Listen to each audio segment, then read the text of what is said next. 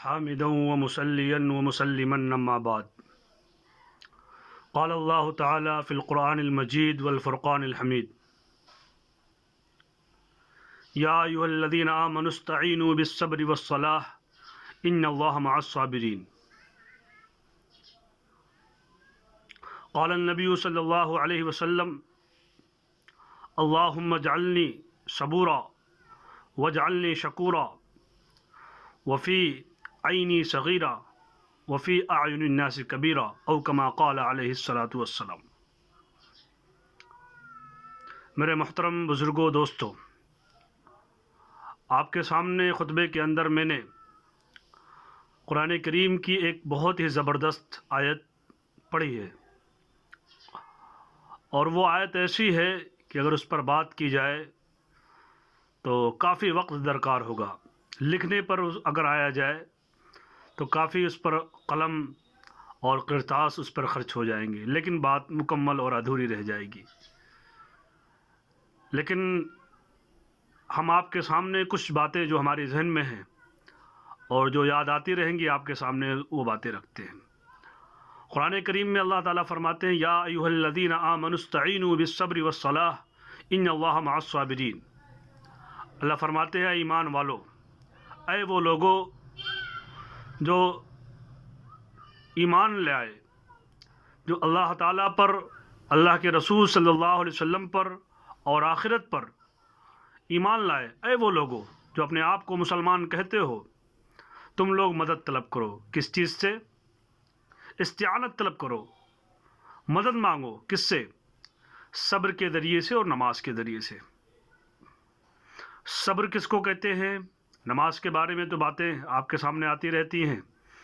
نماز ایک رکن کا نام ہے، رکن اعظم کا نام ہے۔ گویا کہ اعمال کے اندر یہ ایسا معاملہ ہے، نماز کا معاملہ، جیسے کہ انسانی ڈھانچے میں، انسانی بدن میں جس طرح سر کا مقام ہوتا ہے، اعمال کے اندر ایسے ہی نماز کی اہمیت ہے۔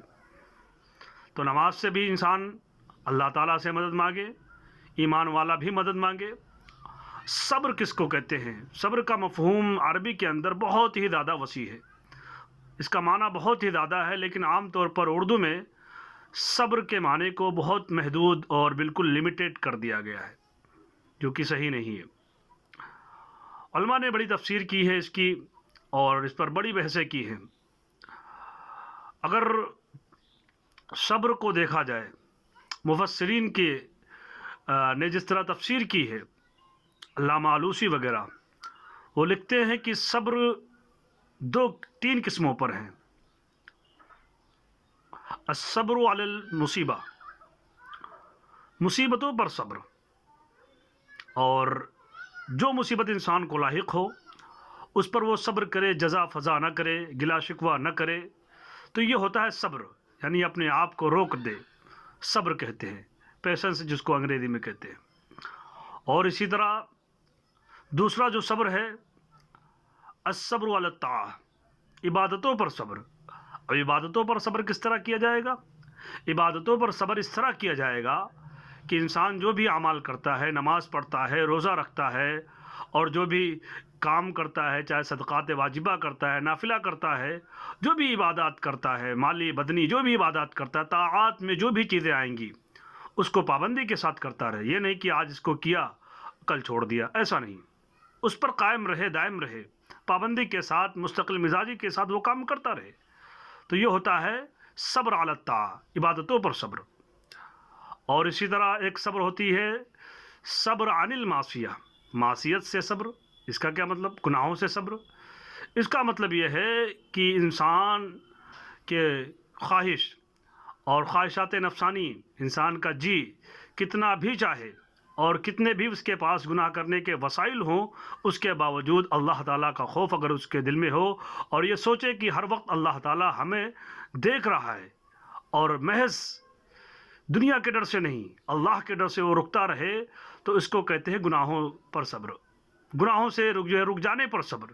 تو اس کی بڑی فضیلت آئی ہے، اور قیامت کے دن اللہ تعالیٰ کتنے ہی ایسے بندوں کو معاف فرما دیں گے جو محض اللہ تعالیٰ کے لیے انہوں نے باقاعدہ گناہ پر قادر ہونے کے باوجود اس گناہ کو انہوں نے چھوڑ دیا، اور اللہ تعالیٰ نے اللہ تعالیٰ کی وجہ سے اور اللہ تعالیٰ کے ڈر اور خوف کی وجہ سے اللہ تعالیٰ ان کو معاف فرما دیں گے۔ اور آگے جو آیت ہے اللہ فرماتے ہیں جو صحابہ کرام کم ضمیر کا جو مرجع ہے، اور ظاہر سی بات ہے قرآن کریم جو نازل ہوا ہے سب سے پہلے اس کے جو اولین مخاطب ہیں اور اس کے جو پہلے جن کو ایڈریس کیا گیا ہے وہ صحابہ کرام ہیں، لیکن مخاطب وہ ہیں پہلے لیکن آئندہ آنے والی تمام نسلیں اس سے مراد ہیں، کیونکہ قرآن کریم قیامت تک چلنے والی کتاب ہے، یہ کلام اللہ ہے، اور اس کا جو پیغام ہے جو دستور ہے یہ قیامت تک چلنے والا ہے، اس میں کوئی رد و بدل نہیں ہوگا۔ تو قیامت تک آنے والی تمام نسل انسانی سب اس کے لیے مخاطب ہیں۔ ھدی للعالمین، قرآن تمام عالم کے لیے ہدایت کا سامان ہے۔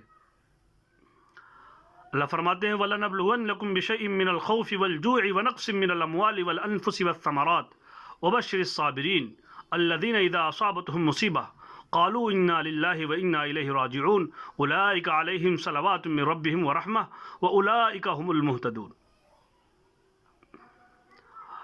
آپ دیکھتے ہیں اسکول اور کالج میں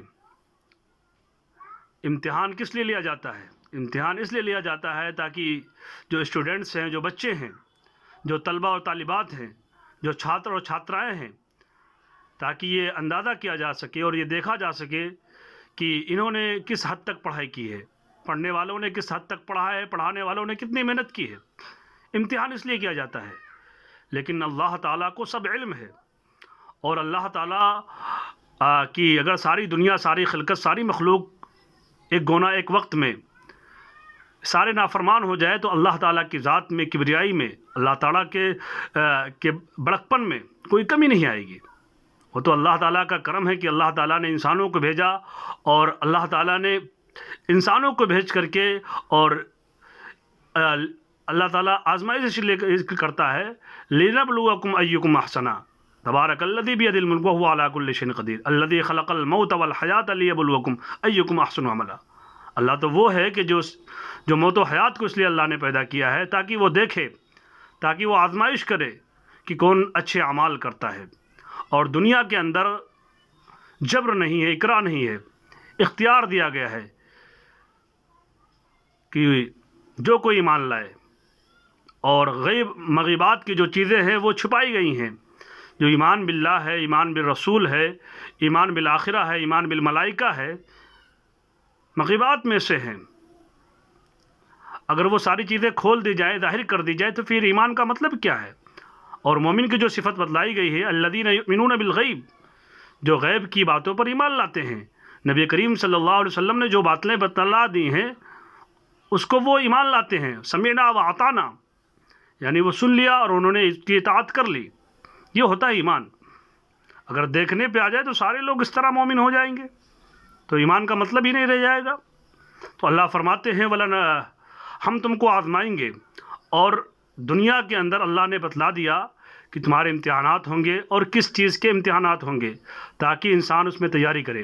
اور دنیا کا کوئی بھی ایگزام نہیں ہے، کوئی بھی امتحان ایسا نہیں ہے، کوئی بھی پریچھا ایسا نہیں ہے کہ جس میں سوالات کو بتلا دیا جائے۔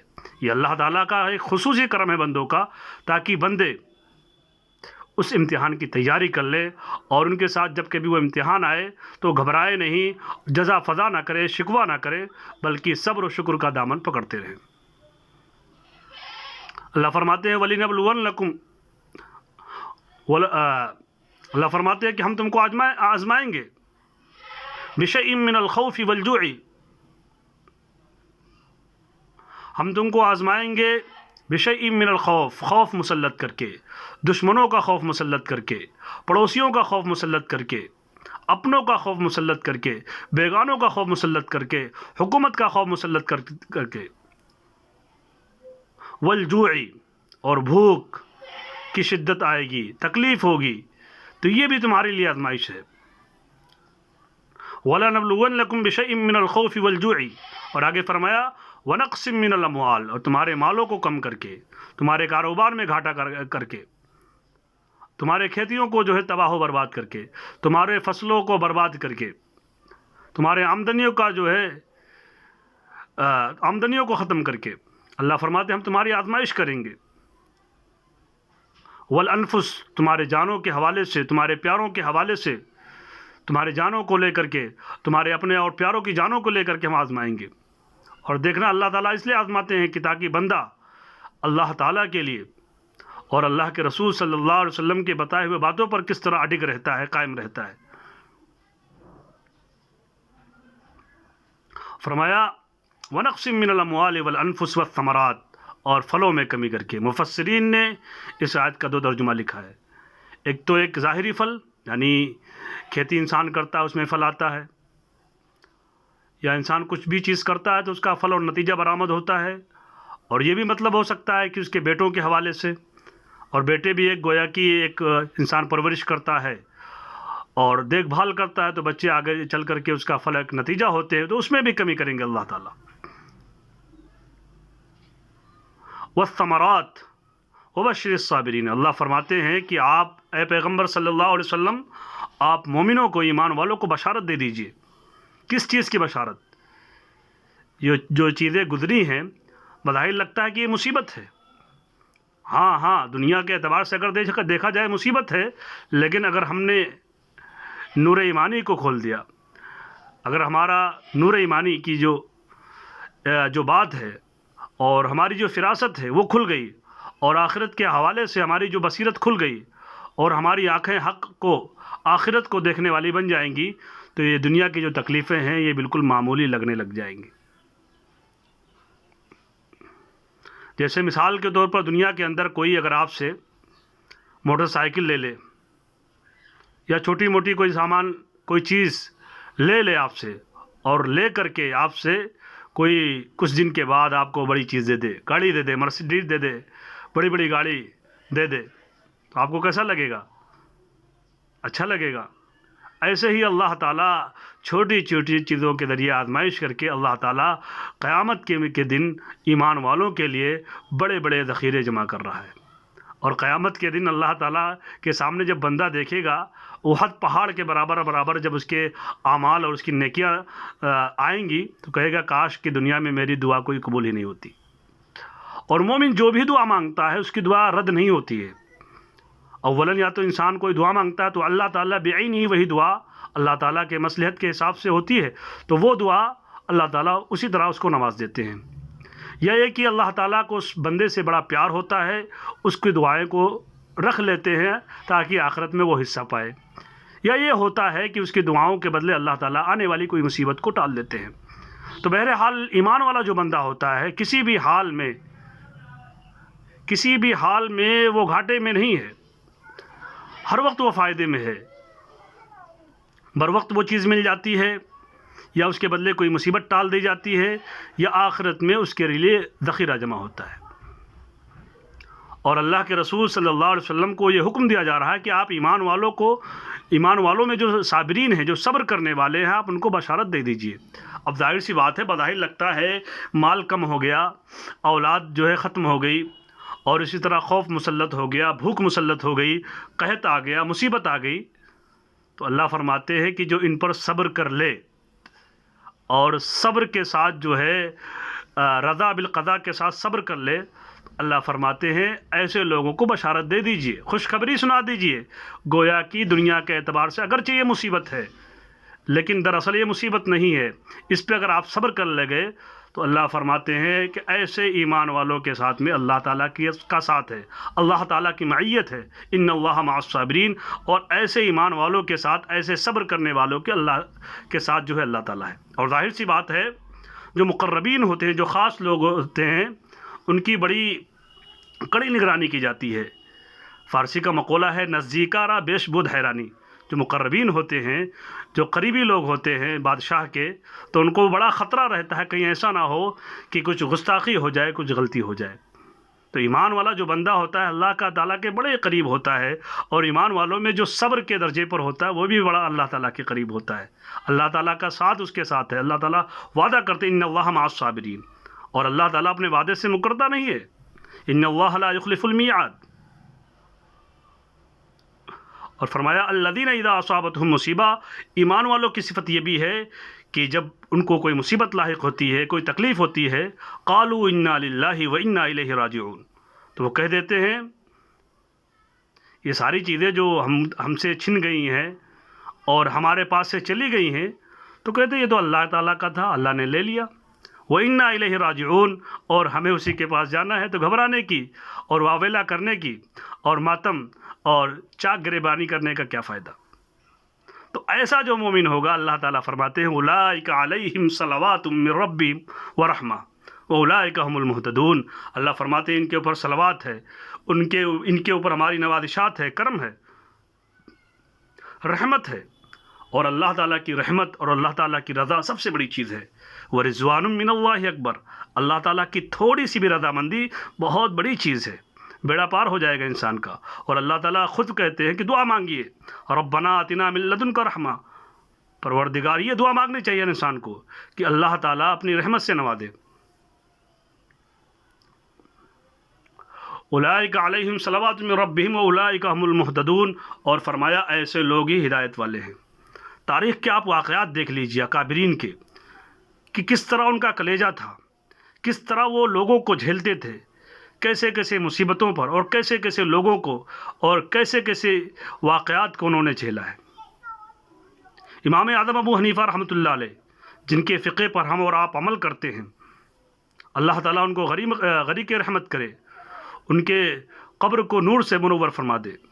ان کا واقعہ ہے کہ کوفہ کے اندر بیٹھے ہیں، مجلس لگی ہوئی ہے، اور معمولی آدمی نہیں، علم کے اعتبار سے بھی، مال کے اعتبار سے بڑے بااثر لوگوں میں سے ہیں، اور اللہ نے ان کو اتنا نوازا تھا کہ خلیفہ وقت باقاعدہ آپ سے قرض لیا کرتا تھا۔ ان کا واقعہ ہے کہ ایک شخص آیا، بڑا گستاخ، بڑا بدتمیز، اور آ کر کے مجلس میں کہا کہ امام صاحب سنا ہے کہ آپ کے والد کا انتقال ہو گیا ہے۔ تو امام صاحب کو لگا کہ شاید یہ ہمارے والد کی تعزیت میں آیا ہے، تو کہا کہ ہاں جی انتقال تو ہو گیا ہے۔ تو اس بدتمیز شخص نے کہا کہ سنا ہے کہ آپ کی والدہ بڑی حسین ہے، بڑی جمیل ہے، ایسا کریے کہ آپ اپنی والدہ سے جو ہے میرا نکاح کر دیجئے۔ اب یہ بڑی غصے والی بات ہوتی، ایک مجلس میں ایک باروب آدمی کے سامنے، ایک صاحب علم کے سامنے، ایک صاحب مال کے سامنے، جو ہر چیز وہ کر سکتے تھے۔ تو امام اعظم رحمۃ اللہ علیہ کا صبر دیکھ لیجئے۔ تو آپ نے فرمایا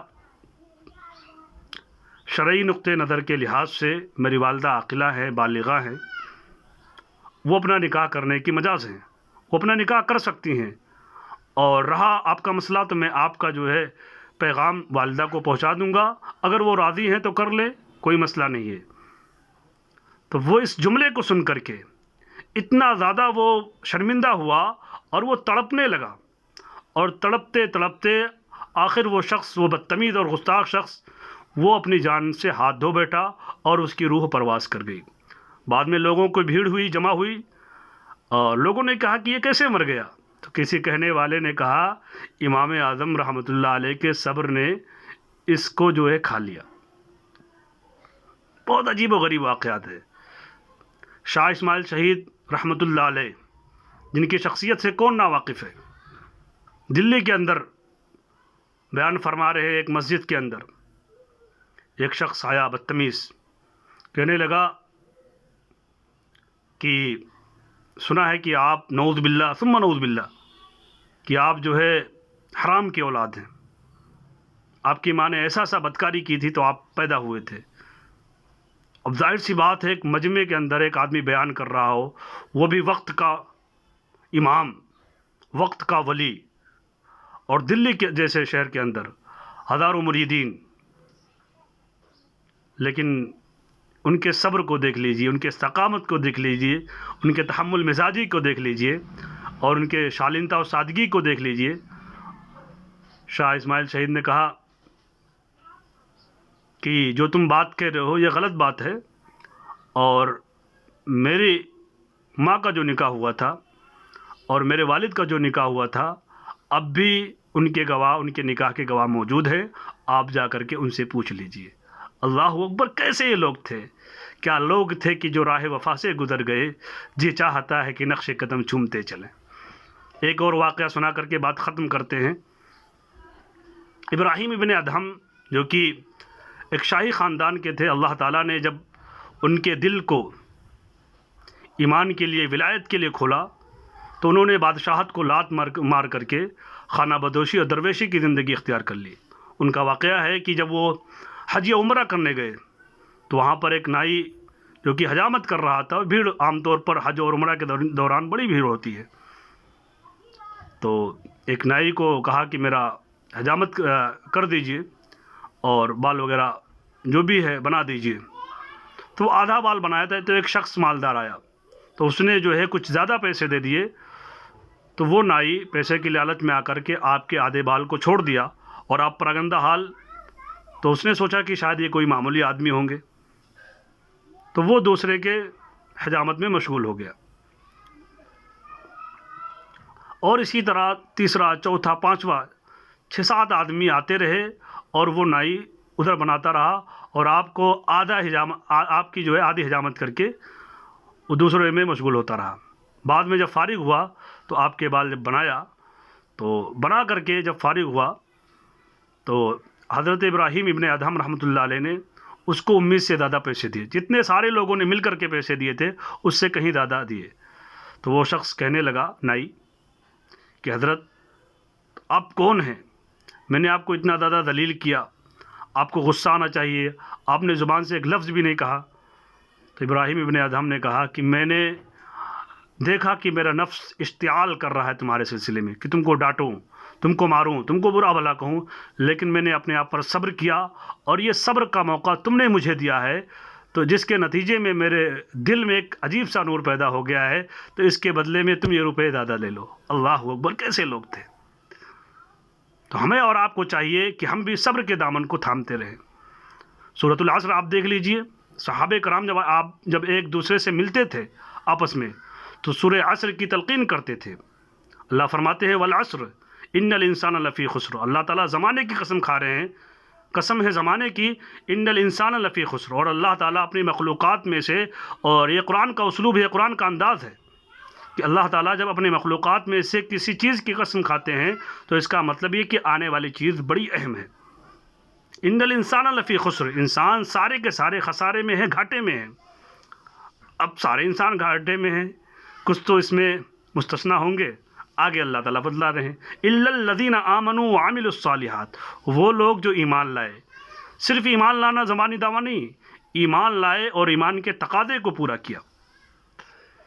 یعنی لا الہ الا اللہ, اللہ تعالیٰ کی بات, اور محمد الرسول اللہ, محمد صلی اللہ علیہ وسلم کی بات, یعنی قرآن اور حدیث. الا الذین آمنوا وعملوا الصالحات, اور نیک عمل کیے. اور ایمان نام ہے 3 چیزوں کا. اقرار باللسان, زبان سے اقرار کرنا. تصدیق بالقلب, دل میں جو ہے اس کی تصدیق ہونی چاہیے. اور عمل بالارکان, یہ 3 چیزوں کے مجموعے کا نام ہے. اگر ان میں سے کوئی ایک چیز فوت ہو گئی تو ہمارا ایمان ناقص اور مکمل ہے, خواہ ہم کتنے دعوے کرنے والے ہوں. الا الذین آمنوا وعملوا الصالحات, ایمان کے بعد عمل صالح شرط ہے. وتواصوا بالحق وتواصوا بالصبر, اور وہ لوگ خسارے میں نہیں ہیں جو ایک دوسرے کو حق بات کی وصیت کرتے رہیں, حق بات پر جو ہے ایک دوسرے کو کہتے رہیں, معروف چیزوں کا حکم کرتے رہیں, منہیات سے روکتے رہیں. اور اللہ تعالیٰ خود فرماتے ہیں ان تجتنبوا کبائر ما تنہون عنہ نکفر عنکم سیئاتکم وندخلکم مدخلا کریما. اللہ تعالیٰ نے جن بڑے گناہوں سے باز رہنے کو کہا ہے, اگر تم اس سے بچ گئے تو اللہ فرماتے ہیں نکفر عنکم سیئاتکم, ہم تمہارے گناہوں کو مٹا دیں گے, تمہارے گناہوں کو ختم کر دیں گے. اور تم کبیرہ گناہوں سے بچ گئے تو فرماتے ہیں وندخلکم مدخلا کریما, تمہیں بابرکت جگہ میں داخل کریں گے. اور بابرکت جگہ کیا ہے؟ جنت الفردوس. اور ایسے لوگ ہیں اولئک هم الوارثون الذین یرثون الفردوس هم فیہا خالدون, اس میں ہمیشہ ہمیشہ رہیں گے. کوئی ان کو نکالنے والا نہیں ہوگا, کوئی بولنے والا ہوگا, کوئی لغو بات نہیں سنیں گے, صرف سلامتی ہوگی وہاں پر. تحیتہم فیہا سلام, سلامتی سلامتی ہوگی. وتواصوا بالحق وتواصوا بالصبر, اور ایک دوسرے کو صبر کی تلقین کرنے والے. تو ایسے لوگ جو صبر کرتے ہیں، خود تو کرتے ہیں، دوسروں کو بھی وصیت کرتے ہیں، تلقین کرتے ہیں، تو ایسے لوگ کامیاب ہیں۔ یعنی ایمان لائے، ایمان کے ساتھ عمل صالح کیا، امر بالمعروف اور نہی عن المنکر کیا، اچھی باتوں کا حکم دیا، بری باتوں سے روکا، اور صبر کے دامن کو ہمیشہ قائم رکھا، صبر کے دامن کو نہیں چھوڑا کبھی، تو ایسے لوگ کامیاب ہیں۔ اللہ تعالیٰ سے دعا ہے کہ اللہ تعالیٰ ہمیں اور آپ کو اور تمام سننے والے کو اللہ تعالیٰ ہمیں صبر کی دولت سے نواز دے، اس لیے کہ صبر کی بڑی اہمیت ہے، اور صبر کا جو ہے بڑی فضیلت ہے۔ اللہ تعالیٰ کی معیت اس کے ساتھ ہے، صابرین کے ساتھ میں، ان اللہ مع الصابرین۔ اور جو خطبے کے اندر میں نے ایک دعا پڑھی تھی، اس دعا کا آپ لوگوں کو اہتمام کرنا چاہیے، ہم سب کو اس کا اہتمام کرنا چاہیے، یہ دعا مانگتے بھی رہنا چاہیے۔ اللہم اجعلنی صبورا، اے اللہ ہمیں صبر کرنے والا بندہ بنا دیجئے، صابر بندہ بنا دیجئے۔ واجعلنی شکورا، اے پروردگار آپ ہمیں شکر گزار بندہ بنا لیجئے۔ یعنی اگر حالات ہیں، حالات سے دوچاری ہے، مفلوق الحالی ہے، فاقہ مستی ہے، تو اس میں صبر عنایت فرما دیجئے۔ اور اگر اللہ تعالیٰ نے اپنے خزانے کھول دیے ہیں، دولت کے انبار لگا دیے ہیں، رزق کے دروازے کھول دیے ہیں، تو اس میں سرکشی نہیں ہونی چاہیے، اس میں شکر گزار بندہ بننا چاہیے۔ اور فرمایا وفی عینی صغیرہ، اور اپنی نگاہوں میں اللہ ہمیں چھوٹا بنا دیجئے، وفی اعین الناس کبیرہ، اور لوگوں کے نگاہوں میں اللہ بلند فرما دیجئے، بڑا بنا دیجئے۔ اپنے آپ کو کمتر سمجھے، جو انسان اپنے آپ کو کمتر سمجھتا ہے لوگ اس کو بڑا سمجھتے ہیں، اور جو اپنی نگاہوں میں بڑا سمجھتا ہے وہ دوسروں کی نظروں میں حقیر ہوتا ہے۔ اللہ تعالیٰ سے دعا ہے کہ اللہ تعالیٰ ہمیں دین کے ہر احکام پر، ہر جز پر عمل کرنے کی توفیق عطا فرمائے، اور نبی کریم صلی اللہ علیہ وسلم کی مبارک سنت پر ہمیں اور آپ کو عمل کرنے کی توفیق عطا فرمائے۔ وما توفیقی الا باللہ۔